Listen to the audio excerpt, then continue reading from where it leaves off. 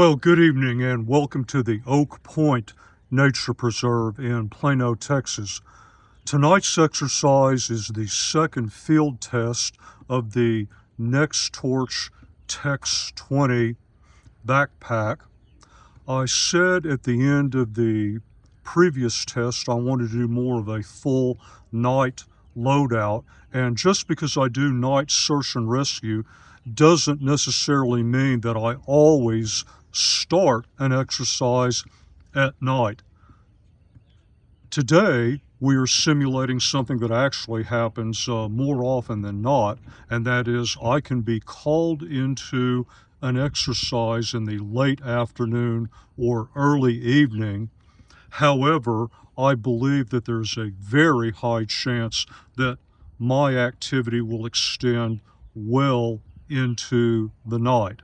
Now, it's almost the beginning of summer. It's Texas. It's hot.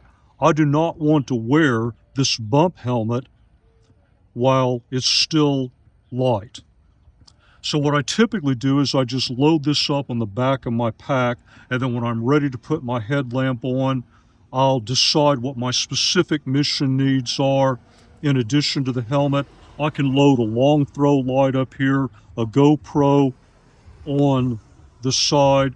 Once I've decided on that, I'll just take this off, get the headlamp going, and I continue into the night. Now I've got this on right now with Velcro straps. This was always a bit cumbersome to do with my 511 operator ALS. I've got my long throw light inside the pack. Let me show you one more mod.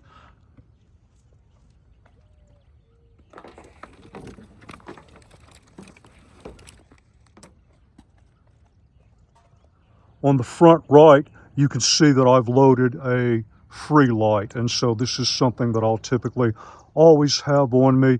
This is something that could be used anywhere from 10 or 20 yards away to maybe 200 yards away, something that's conveniently in between the range of my headlamp and my long throw light. So tonight's exercise is probably going to be on the order of, I'm going to guess 2.5 hours.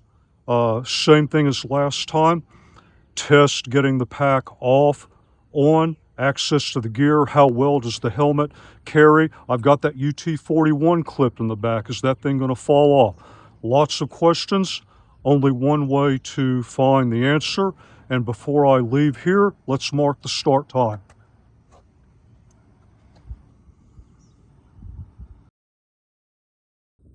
Time update.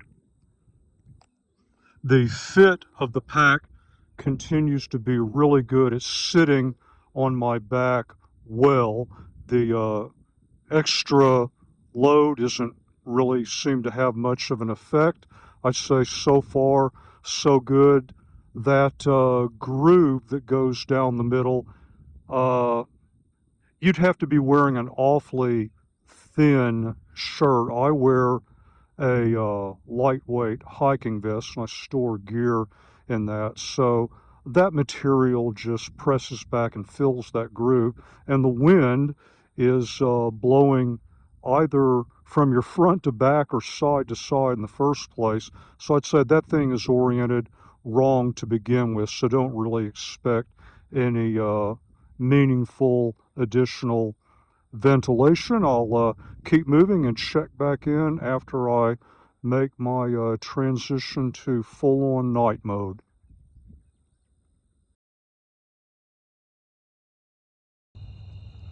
Time update. I have made the transition. This was incredibly simple. It was probably the easiest I've ever had it.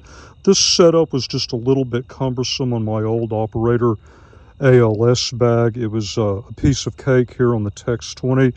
The UT41 made it no problem. Now there's still enough ambient light out for me to see a path, but I like to have light on even in this case, because in an active search I'm not just looking for a person, I'm really looking for sign. So having this light allows me to pick up anything that's reflective on the path or off to the sides. Pack continues to perform extremely well, but the night is still young. Let's keep moving.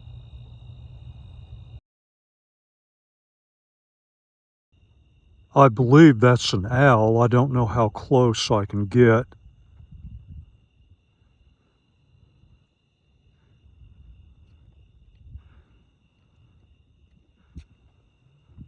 Yes, that's an owl.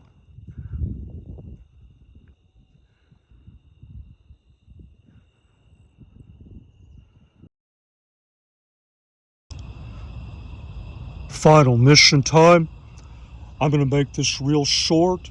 Excellent fit, comfort, access to gear. This pack continues to perform up to a very high level of expectation. I'm still not through with evaluations. We have to make it through the dead of winter, but so far, if I were to rate it on a scale of 1 to 10, we're looking at 9.5.